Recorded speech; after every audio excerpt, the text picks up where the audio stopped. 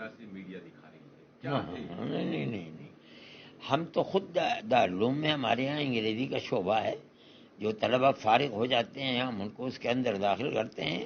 Computer کا شعبہ ہے، ظاہر ہے کہ کمپیوٹر بھی عام طریقے پر انگریزی ہی میں چلتا ہے۔ ہمیں اس سے ہمارا جو کورس ہے، نصاب تعلیم ہے، جو کتابیں ہیں، وہ ہمیں اس کی اجازت نہیں دیتی کہ ہم ان کے ساتھ کسی دوسری چیز کو پڑھیں، اس لیے کہ ہم 6 گھنٹے پڑھاتے ہیں۔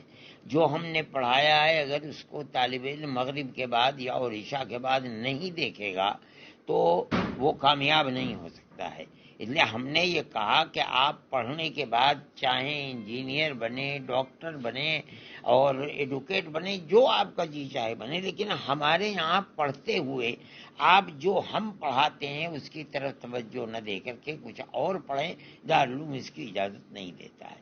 اسی لیے جو ہم نے انگریزی کا شعبہ طے کیا تھا، وہ ہم نے یہ طے کیا تھا کہ ہمارے کورس کو شروع کرنے سے پہلے ہم اس کو 5 سال دیں گے اس کے لیے کہ وہ حفظ قرآن کرتے کرتے، اور بعد میں جو ہمارا 5 سال کا کورس ہے جس میں ہم انگریزی، ہندی، جغرافیہ وغیرہ پڑھاتے ہیں، اس کے اندر ہم اس کو 10ویں پاس کرا دیں گے۔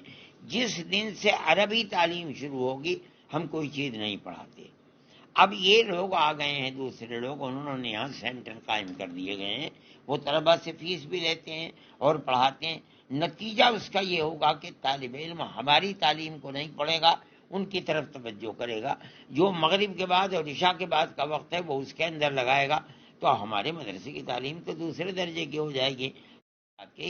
پڑھنے کے بعد جو جی چاہے کرو، ہمارے یہاں داخلہ لے لو، ہم تمہیں انگریزی پڑھائیں گے، یا تم کسی اسکول میں جا کر کے داخلہ لو، لیکن ہمارے یہاں پڑھتے ہوئے ہمارا جو کورس ہے وہ اتنا ٹف ہے کہ اس کے ساتھ کسی دوسرے کورس کو نہیں ادا کیا جا پڑھا جا سکتا۔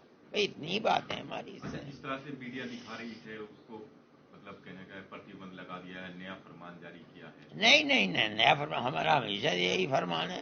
دارالعلوم کا یہ قانون ہے کہ دارالعلوم کے کورس کے ساتھ کوئی دوسری تعلیم نہیں ہو پائے گی، اس کو قبول نہیں کیا جا سکتا، ورنہ تو یہ کورس پورا نہیں ہو پائے گا۔